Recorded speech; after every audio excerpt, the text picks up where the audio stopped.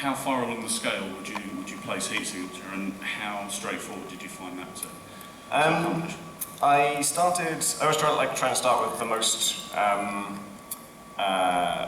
every version of a system I implement has to be workable and kind of do its job to some extent. So it can be super, super basic, but it should at least not create impossible situations and stuff like that. So the first version of this ship generation I had, every row of the ship would be connected to each other. In fact, this is a perfect example of it.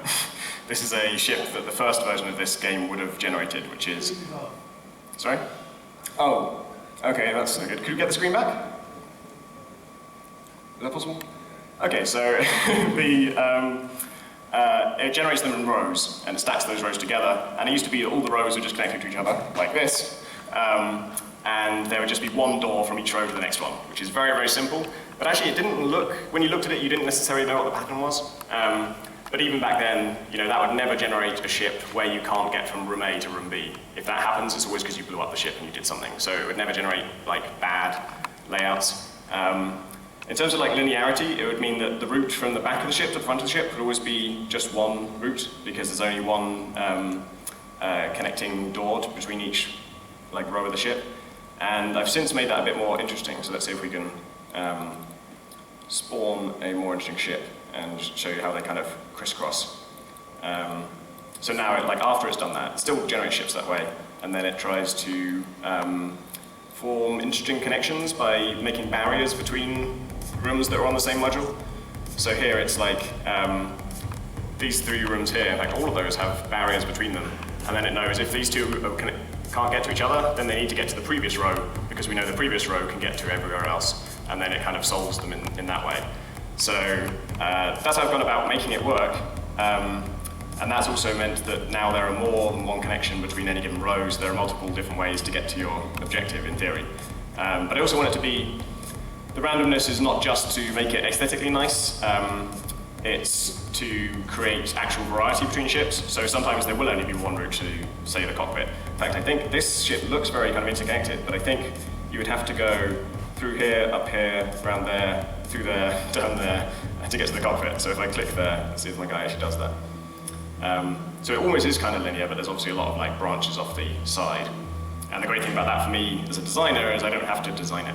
I just get to write that code once and then sit back and have it generate loads of levels. And actually, I forgot to talk about it, but the reason this is a randomly generated game is partly because Spelunky's so great, and partly because the main complaint about Gunpoint was that it was too short. And Gunpoint was 20 missions long, and it took me 3 years. And the people who think it's too short don't think it was 5 missions too short, they think it was 100 missions too short. So my options are make a short game or make an infinite game. There's no way to actually make enough content by hand that would make people happy and make them think the game is long enough. So yeah, that's why I went down the procedural generation route. Wonderful, thank you. Thanks.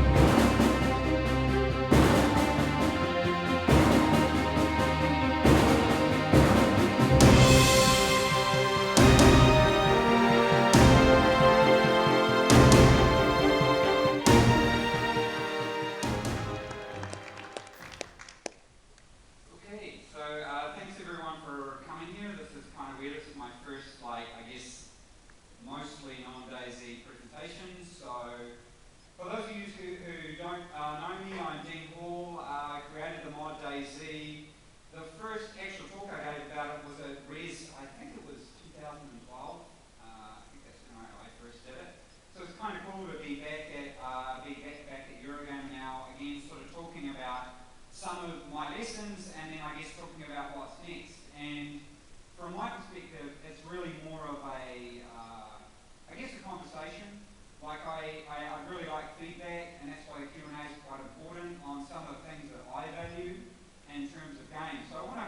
one quite maybe controversial point. We'll see what people think.